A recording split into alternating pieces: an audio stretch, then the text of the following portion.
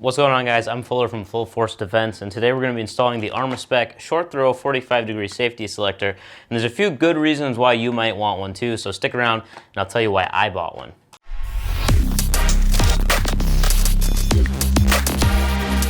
So in my line of work and the way that I'm trained and the way people like me are trained all over the country is that taking the safety off is part of the firing cycle. So if we've got this thing loaded up, there's a magazine in here, there's a round in the chamber, we're ready to go, and we're at a low ready, the safety is on.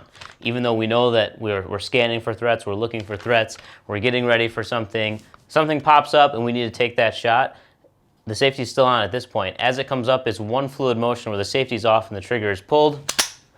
It sounds almost like one action. So if I do that again, and we're on safe, we're looking, we're scanning, we see a threat, we pop up and we take it. The safety's off and the trigger gets pulled all in that same motion. So, why do we want a 45 degree? Well, not only is this a 45 degree, it's also ambidextrous. So if for some reason you need to switch to reaction side, you can manipulate the safety with your opposite hand, which is great.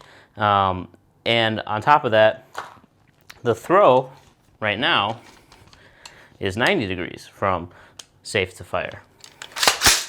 So you've got all of this motion to take up. Now granted, you can flick it pretty easy and it goes, but having a 45 degree just shortens that up, and milliseconds make seconds, seconds make minutes, and time always matters.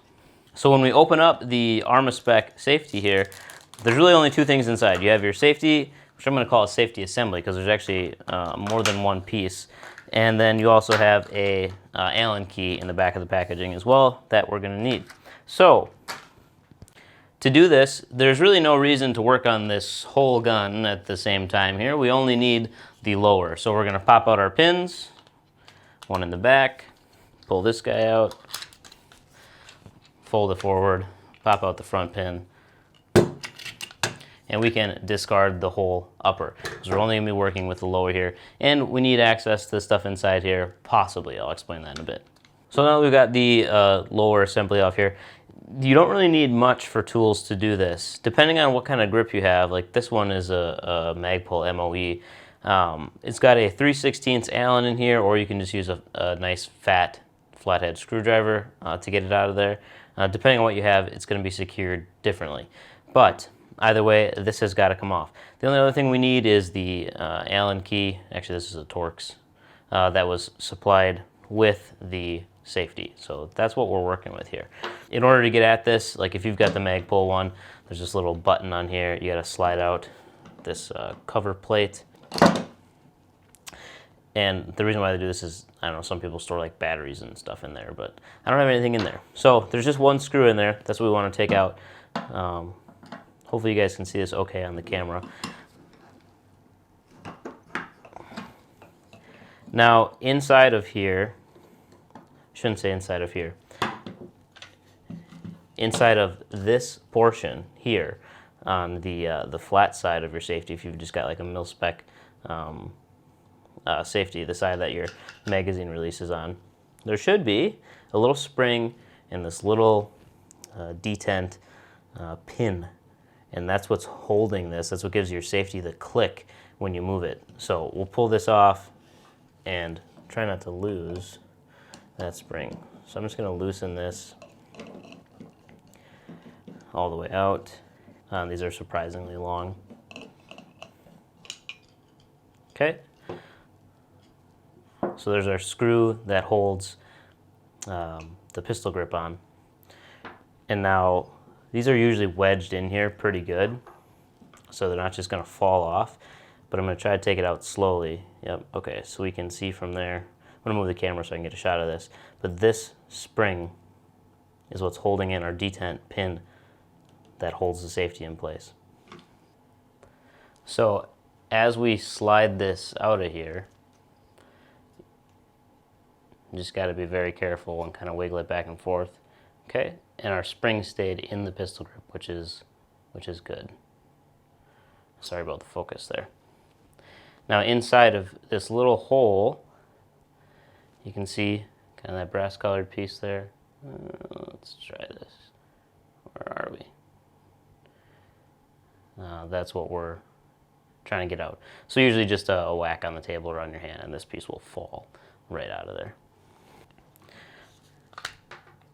So easy as that. That just fell right out with one little tap. But this almost looks like a bullet or a round. One side is flat and kind of has a little notch cut in, and the other side is pointy. The pointy side goes up into your safety. So on our safety here, there's these little dimples. This is the new one, obviously. That's where that detent pin sits to kind of hold this thing in place, these little dimples here. And this is what that pin looks like. So you can see the pointy end is kind of up towards my fingers, the flat end is back towards the back of my hand, the palm of my hand. So with the pin removed and the spring removed, so there's no tension on here, this essentially just falls right out. It may be held in there a little bit. You can kind of just wiggle it back and forth. If it's not coming out, this is where I said you may need this open to get in here. We'll reset the trigger back, and then yeah, no problem, slid right out of there. So super easy to do that. For our new one that we're installing, we have to take it apart because obviously this is ambidextrous, so we have switches, I guess we're going to say, on both sides. There's a selector switch on both sides. So we have to take it apart so that we can slide this thing through. The MIL-SPEC ones just slide into place because there's nothing on the opposite end. You only have one side. So then we're just going to remove the torque screw from one side here. So that gets removed entirely. So you'll see there's actually two different sizes for these safety selectors. One's a little shorter than the other. I'm a right-handed shooter, so my right thumb is what's manipulating the safety. So I want the longer side on my thumb side, and the short side can go on the opposite side. If you were a left-handed shooter and you wanted this set up the other way, you can flip these around and you can run it the other direction as well. So we're going to take our long side. I took off the short side, and that's just going to get dropped right in on the safe position there. Slid right through, no problem. When we flip this around, there's a little groove cut into the safety selector. So that's going to slide right on, and then we're able to manipulate that. And we can drop our Torx screw back in and tighten this up. Now, some people do recommend that you put like blue Loctite on here. Don't use red Loctite because you'll never be able to get it off. But blue Loctite is good. Now we need to get this pin and this spring back in.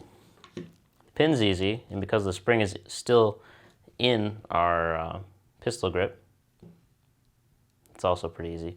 So we're going to drop this in. Again, hopefully you guys can see this. We're going to drop this in. That just kind of falls into place there. Take our pistol grip. We're going to sandwich this back together here.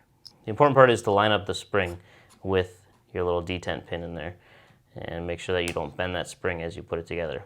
So now that we put that on, you can kind of hear it click into place already, and we should be able to, we can test it out and make sure that it works.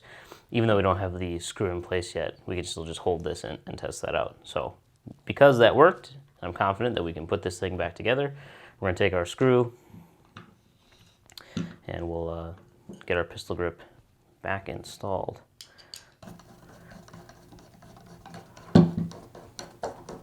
So that's back together. Just going to push these pins in so they're out of my way. That's back together. Our old safety's out, new safety is in. We'll just make sure that this is tight and not going to go anywhere. We'll put our cap back on, if you have one. So now that it's in, we just want to make sure obviously that everything's working. So the hammer is back, it's in safe. If I pull the trigger, nothing happens. If I move this to fire, we're going to put our hand here because we don't want this to snap forward, pull the trigger, and hammer comes forward. So we know that that functions. So we're going to reset this as if we just fired around, the bolt group came back, push our hammer back. We're still on fire, so we're going to pull the trigger and hold it. So boom, we fire around, bolt group comes back. We're still holding the trigger, we never let up on that, and we're bringing the hammer back down. We hear that click into place. Now as we take our finger up, we hear that click. That's our trigger reset. We know this gun's good to go. We can put it back together and we'll be all set. So then to put this thing back together, it's just the opposite of how we took it apart. So I always like to start at the front and fold it together.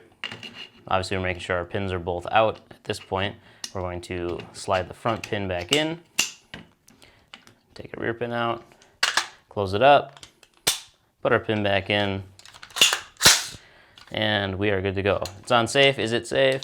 Yep, nothing happens. Flip it to fire, we should hear a click. Excellent. As we keep our finger depressed all the way back, rack it, and then we'll listen for the click as we take up the slack here. There we go. We know that this gun has been function tested, is ready to go. You can throw a magazine in it and start putting rounds downrange. You may be wondering, why did I go with the red one? Well, it's what was in stock. They're less than 40 bucks. It looks pretty cool on here. I probably won't have any other color on the gun other than this red safety selector. So I don't know. I think it looks neat. And like I said, it was what's in stock. And that's kind of what we got to deal with these days is parts availability. So if you guys have any questions on this or any other gun parts or putting stuff together, you want to learn more, I encourage you to reach out in the comments, ask me any questions you want, give me video suggestions. I'll be happy to make those for you, or check out my other videos. Thanks.